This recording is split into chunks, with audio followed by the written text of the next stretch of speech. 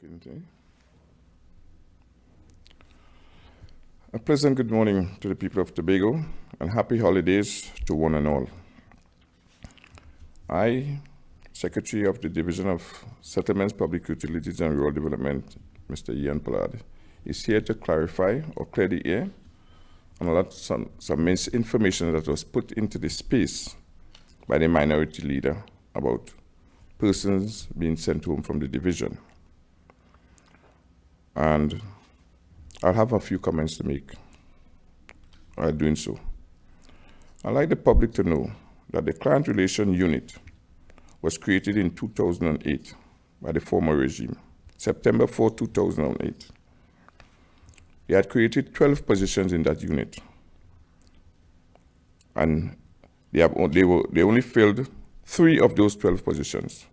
So 9 positions were never filled from 2008 to date. The restructuring of that unit will affect 2 persons. 1, 2. So the 15 that the minority leader has out there in the space and has all media houses running with, I don't know where he got his figure from. But if you had a unit that had 3 persons and 2 will be affected, I'm not sure, and you all could tell me, and ask him, where he got the number of 15 persons being retrenched or sent home at this Christmas time. And mind you, the 2 workers that will be affected are still employed at the division. They have not received the notice of any retrenchment or anything like that. They are still employed at the division. So this callous way that he is trying to preempt that this division or this dispensation treats with citizens is far from truth.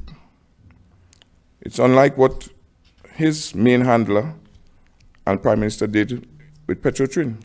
After he told the nation that he was not going to close down Petrotrin, he did the same.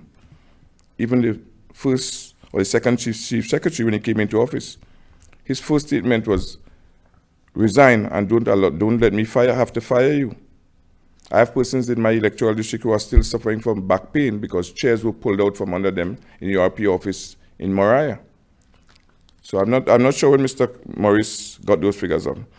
The 12 positions that were created in 2008 was 1 senior client relation officer, 2 client relation officer, 1 senior client relation officer, 2 client relation officer, 6 assistant client relation officers, 1 reception clerk, 1 clerical officer, 1 typing officer. Those were the 12 positions that was created since 2008. The only positions that were filled or occupied with bodies was 1 assistant client relation officer, 1 client relation officer, and 1 senior client relation officer.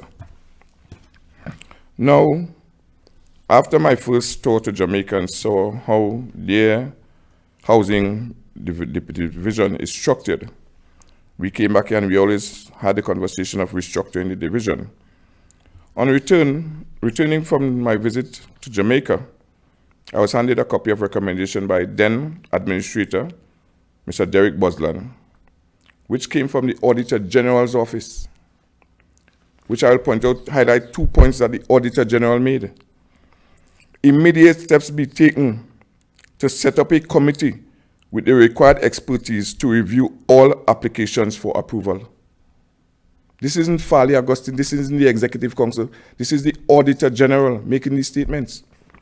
Second, in the interim, a request be made to the Office of the Chief Administrator for a senior public officer to be in charge of the grants unit.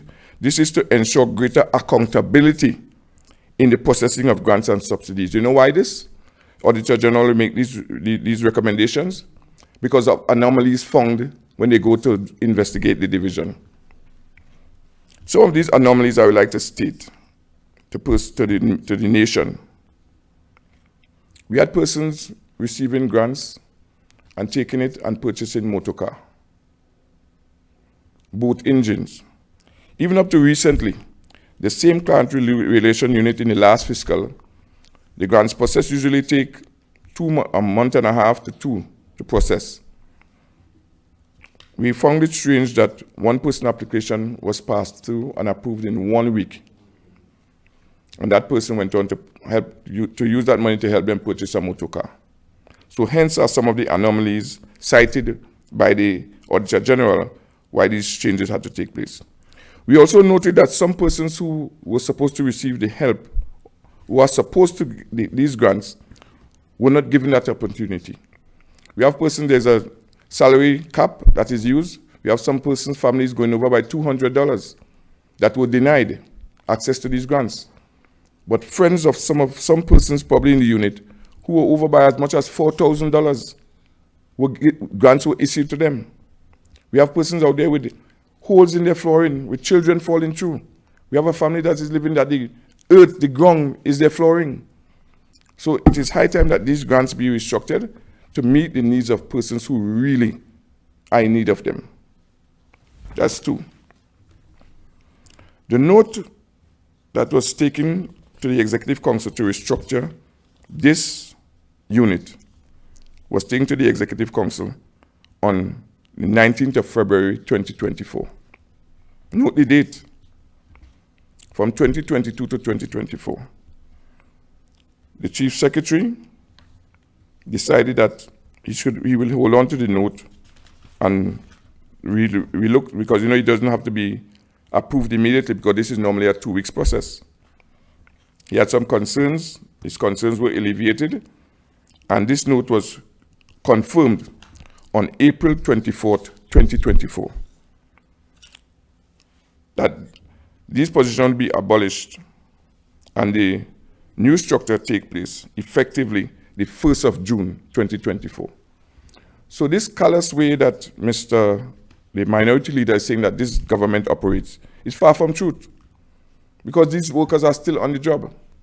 If I was to follow instruction given by the Executive Council, that should have been implemented since June 1st. And today, the 23rd of December, they are still employed. I don't know where he's getting his information from. But mind you, the last two administrators who worked at the division were informed of the pending restructure. And to follow industrial guideline, practice procedures guideline, they had to meet with the employees, notify them. They have to sign records of attending the meeting. Minutes must be taken in that meeting. Both former administrators flouted the instruction of the secretary and the Executive Council, instruction that was given to them in writing to start the process of informing these workers of the restructuring that will take place. I must say that the present administrator did follow the instruction and had this meeting with these employees on October 9th, 2024, informing them of the pending restructuring that is to take place. So the misinformation being put out in his space by the minority leader to please his handlers in Trinidad, as if this administration is callous or this secretary is wicked. How, I'm asking again, how 2 employees could turn to 15? And I find it very irresponsible of various media houses, not even though you can't get me to verify with the administrator of the division to know that if this story, this source of this story is correct. No one did. But last Friday night, it was over headlines on every media house. No one sought to verify if this information that was given to them by, as I might say, because they first said the story was out there to me by a blogger. Because true journalism means that you must verify the veracity of your story before it is printed. But no one took the opportunity to do that. So I am saying that this secretary and this administration did all that the correct things in restructuring this division, and this was not just a decision by the Executive Council, but by the Auditor General of Trinidad and Tobago, because of the anomalies found while doing their conduct of their business in the division. So for Mr. Morris and the opposition to be out there saying that we have sent home 15 persons is a blatant lie. But this is common of Mr. Morris. Every story that he has brought out against dispensation could be refuted. I don't know where he gets his information from. But it is up to you now, the public, to ask him where he got his information and how 2 persons that will be affected, where he got the number of 15 persons from. And restructuring the unit is a recommendation, and we saw it fit to recommend so that the services or these grants could meet the persons who really deserve these grants. So we have restructured. We're hoping to implement these new policies in this year, this new year coming, 2025, so the grants could meet whoever it is. And not because you are party affiliate that you are allowed to the coffers of the state. It is high time that the people who are suffering and who are most in need must have access to these grants. And not because you are affiliated to a political organization, because everyone out there needs help. As a secretary, I don't see party colors. I don't approve the grants. Financial payment is approved by the administrator of the division.